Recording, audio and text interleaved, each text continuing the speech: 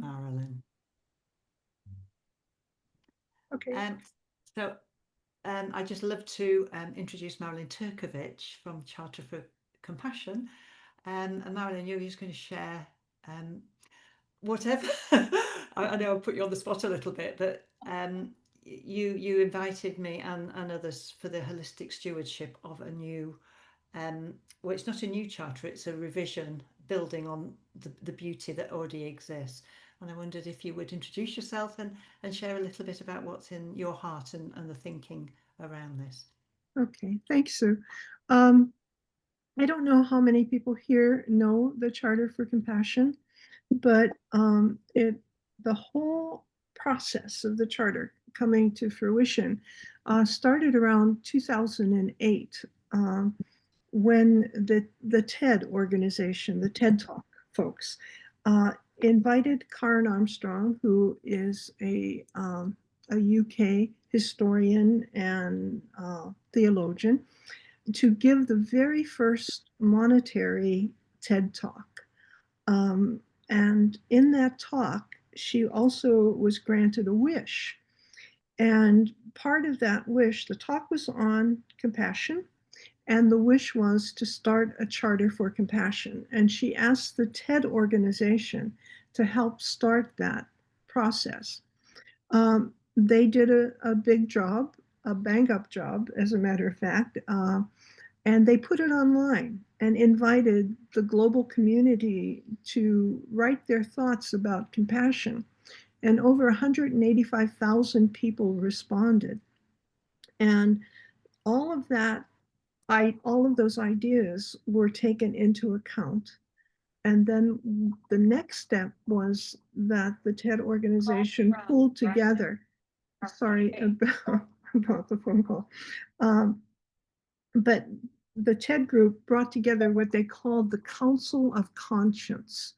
And that Council of Conscience met and they took the results of the 185,000 ideas that people expressed and distilled them and put them into a charter for compassion, which was then put forward and ratified. And then it became a launch at the United Nations in 2009, November 12th.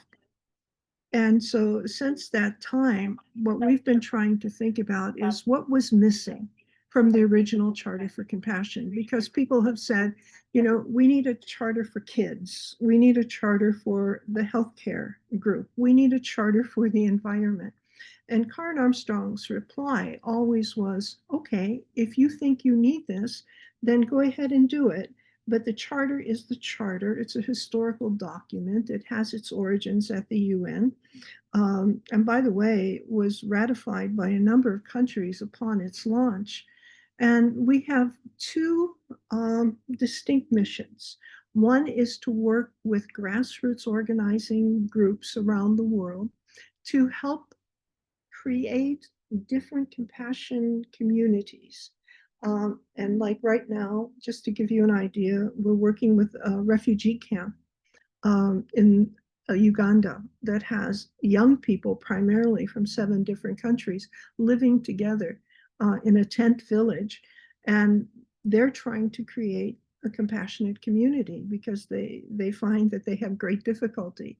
We have big cities like Karachi that have been working on compassionate community for over 10 years now, since the launch back in 2009 of the Charter for Compassion. We have small villages, we have retirement homes, and so close to 600 entities are part of the compassionate community. We're in 56 countries at this point with those initiatives.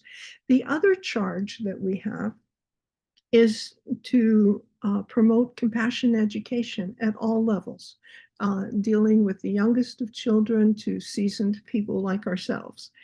And we have what we call a Compassion Education Institute. And we have a lot of, and you can go to the charter, it's just charterforcompassion.org. We have something happening almost every day from all corners of the world. And so as we, move into our heading towards our second decade of being around, we're sensitive to the fact that we do want to add some new language to the original charter. So we're looking to Charter 2.0. And hopefully in another couple decades, we'll be looking at Charter Compassion 3.0. And so I asked Sue if she would help coordinate this effort. And just like the original TED group did, we've been asking people who are members of the Charter for Compassion to take a close look at those words. There's only about 360 plus words that are part of the Charter. But, what words do we want to change? What emphasis do we want to change as we move forward?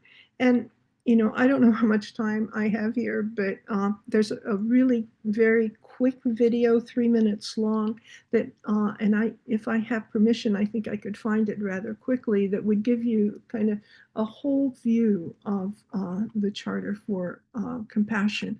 And so that might be helpful. But one of the big things that we've been really concentrating on is youth. Um, and so we are very committed to bringing youth into the Charter for Compassion.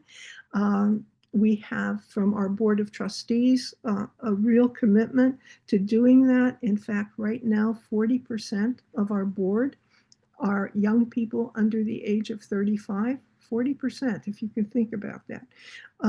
So it really changes the whole, I think, focus of a big board. So that's been one thing we had last year, our first inaugural youth conference, and it went for 2 full days. So this year we're doing it for 3 days. We had approximately 500 young people who were part of that. Our hope is that we will double or triple that number this year. And we've been doing a lot of different things, one of which Sue was a part of.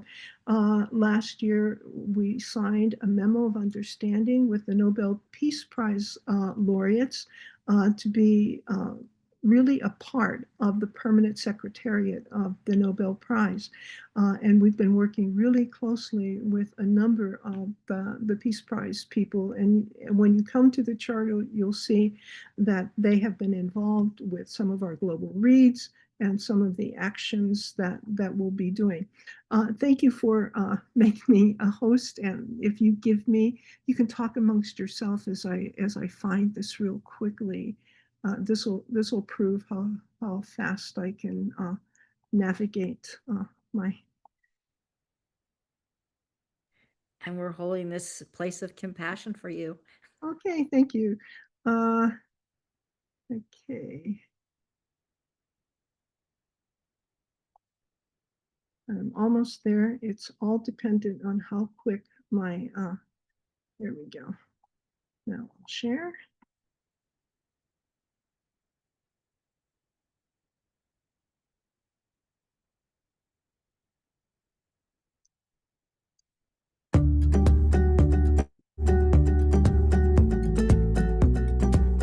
Over the past 10 years, the Charter for Compassion has grown to become the largest network in the global compassionate movement.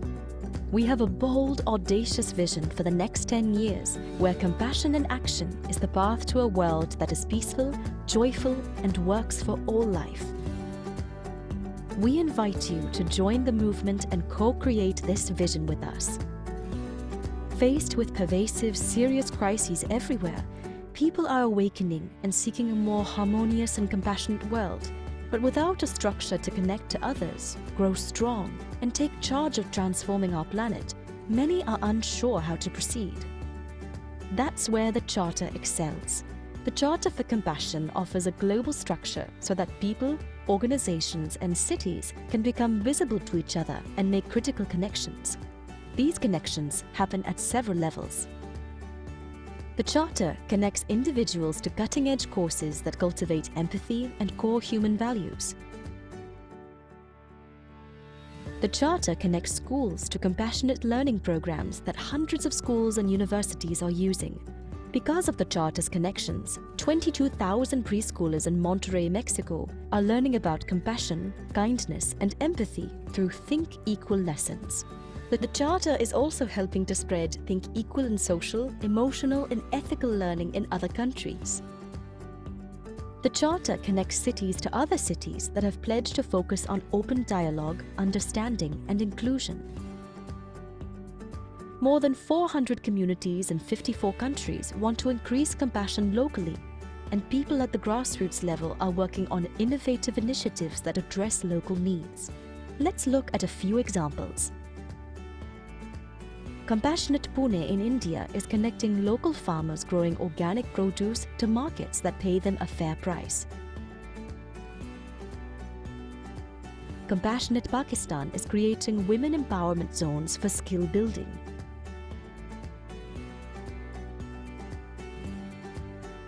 In Belfast, Northern Ireland, volunteers are hosting compassionate cafes to heal political and religious divides.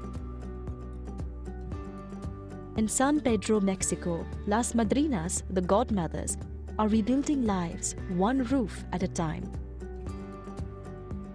In Las Vegas, Nevada, and 13 other states, 160,000 students are learning science, nutrition, and conservation in hands-on school gardens supported by Green Our Planet and community partners.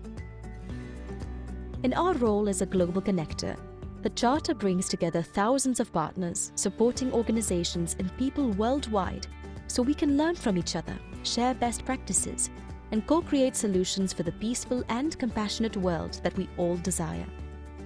The Charter for Compassion is sparking a global movement and becoming a powerful engine for planetary transformation. Join us. Compassion is an urgent call to action. Investing in compassion is investing in a better future for ourselves and our next generations. At this critical time in humanity's evolution, please support the Charter's global movement to co-create a world that works for everyone. Okay, thank you. Thank you, Marilyn. That's enabled us all to have a really clear picture. And I haven't seen that video before, so that's wonderful. Thank you so much for sharing. Mhm. So Absolutely Flo.